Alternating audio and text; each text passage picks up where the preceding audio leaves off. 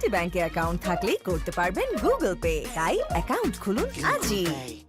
আমাদের এখানে মনোনয়ন বঞ্চিত জনাব মার্শাল ভূঁইয়ার পক্ষে আমরা এই এই কুশল মিছিলের আয়োজন করেছি। ওনার আমাদের একান্ত দাবি, ওনাকে সত্যিকার রূপে নেতৃস্থানীয় লোকগণ এবং আমাদের কেন্দ্র কমিটি যেন বিবেচনা করে একজন সুস্থ, দক্ষ এবং একজন সৎ ব্যক্তিকে যেন মনোনয়ন দেওয়া হয়। এ ফলে আমরা উদাত্ত আহ্বান জানাচ্ছি। আমি বিশেষ করে আজকে আমাদের এই মোবাশ্বের আলম ভূঁইয়াকে নিয়ে যে কটাক্ষ উক্তি করছে বর্তমান সংসদ সদস্য, সাবেক সংসদ সদস্য জনাব গৌর ভূঁইয়া, এটার নিন্দা জানাই এবং তীব্র নিন্দা জানাই। উনি যেই বক্তব্য দিয়েছেন, এই বক্তব্যে বলেছেন আমরা যারা মোবাশ্বের গ্রুপ করি তারা নাকি সম্পূর্ণ রূপে আমরা অবৈধ লোক, আমরা নাকি গাঁজা খাই, আমরা নাকি মদ খাই, আমরা নাকি নারী নির্যাতন করি, আমরা ইয়াবা ব্যবসা করি। তার কাছে কি সার্টিফিকেট আছে আমরা যে ইয়াবা ব্যবসা করি এবং নারী নির্যাতন করি?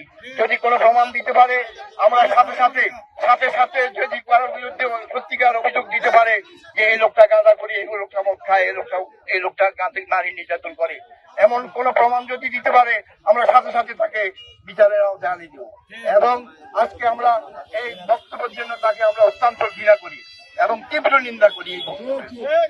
সম্পূর্ণভাবে আমরা একান্তভাবে অন্তত কেন্দ্র কমিটির কাছে আবেদন রাখবো, আজকে আমাদের এই নাঙ্গলকোট লালমাই উপজেলার একান্ত একটি উপজেলা, এই উপজেলার মধ্যে আমরা অতীতে আজকে 16 বছর আমরা গৌর মিয়াকে দেখি। 5 তারিখের পরে গৌর মিয়া হঠাৎ করে আবির্ভাব হয়েছে।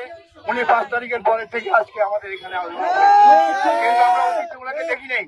আমরা দেখেছি মোবাশ্বের আলম ভূঁইয়া আমাদের সাথে অক্ষভাবে জড়িত ছিলেন। উনি বিভিন্ন প্রোগ্রামে, বিভিন্ন কার্যক্রমে, দলের নির্দিষ্ট কাজে উনি আমাদেরকে সহযোগিতা করেছেন।